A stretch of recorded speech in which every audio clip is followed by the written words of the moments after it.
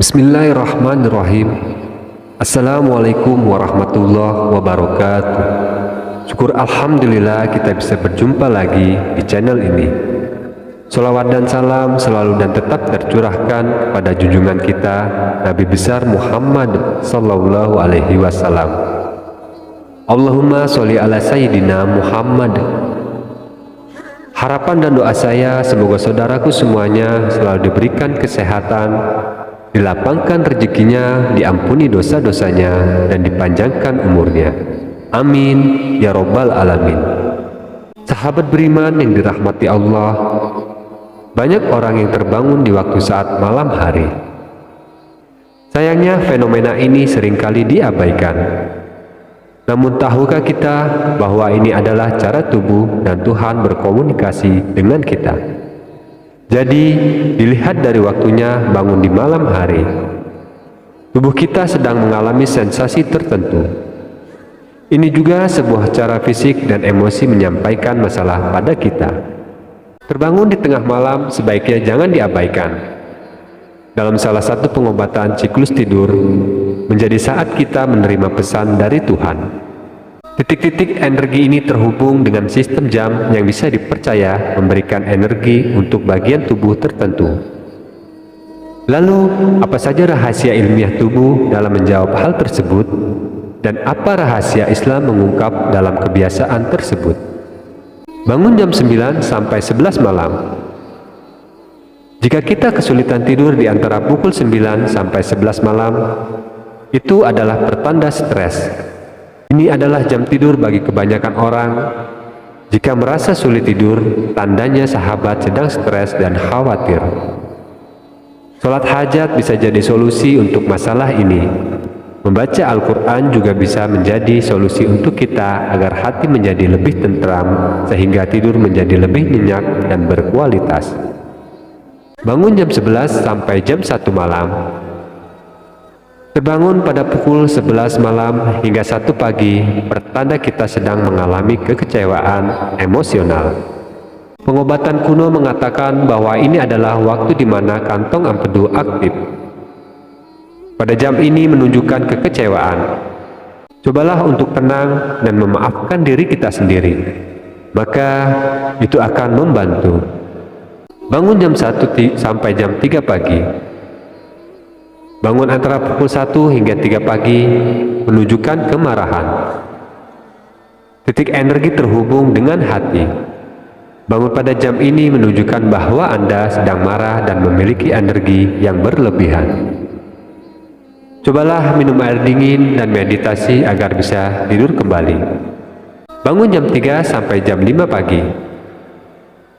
Jika kita terbangun pada pukul 3 hingga 5 pagi, tandanya Tuhan sedang berusaha berbicara kepada kita.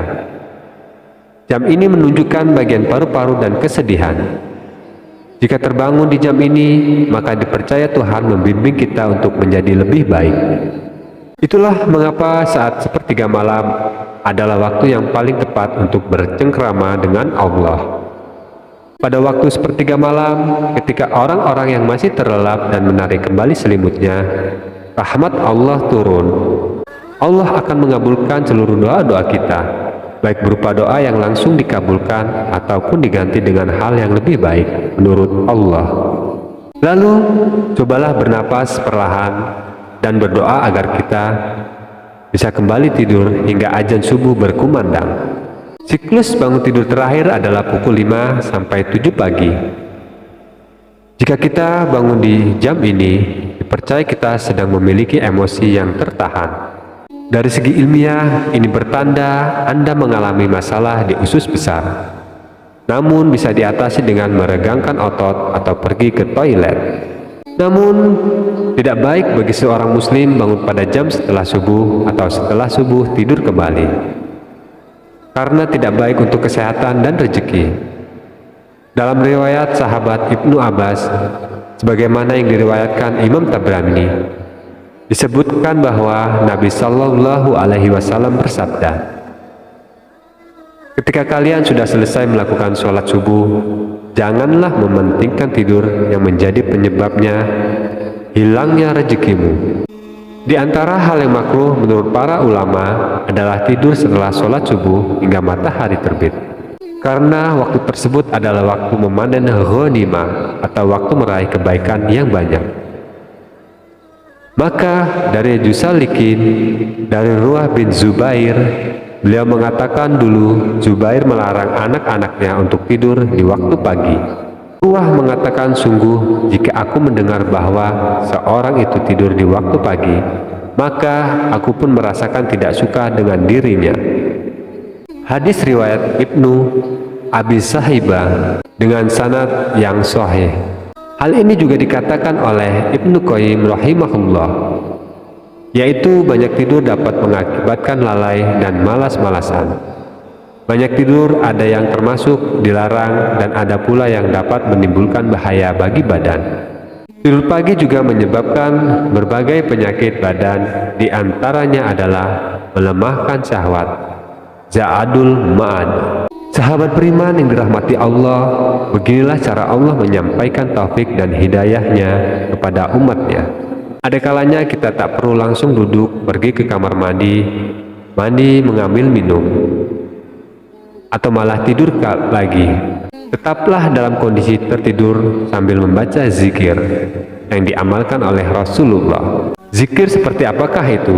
Dari Ibadah bin Samit, dari Nabi bersabda, siapa terbangun di waktu malam lalu membaca La ilaha illallah wahdahu la syarikalahu alhamdulillah wa subhanallah wa la ilaha illallah wallahu akbar wa la haula wa la quwata illa billah, dan ia berdoa, ya Allah ampunilah aku, atau berdoa pasti dikabulkan doanya jika ia berwudu dan sholat, pasti diterima sholatnya.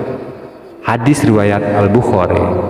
Tubuh menyimpan begitu banyak rahasia. Jika kita belajar mencari tahu dan mendengar, maka tubuh sebenarnya sedang memberitahu kita informasi. Kita juga bisa meningkatkan kesehatan fisik dan spiritual dalam kehidupan. Wallahu alam. Demikian yang bisa saya bagikan, semoga bermanfaat untuk kita semua. Amin ya rabbal alamin.